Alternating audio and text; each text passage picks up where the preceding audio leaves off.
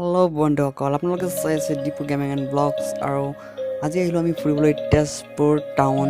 তো আমি এতিয়া তেজপুৰ টাউনত আহিলোঁ। প্ৰথমে অগ্নিগড় পাৰ্ক, তাৰপিছত আমি যাম আৰু অন্য ব্ৰহ্মপুত্ৰৰ পাৰে পাৰে ফুৰিম। তো আপোনালোকে চাই থাকক লকডাউনৰ ইমান দিনৰ পিছত ফাৰ্ষ্ট তেজপুৰ।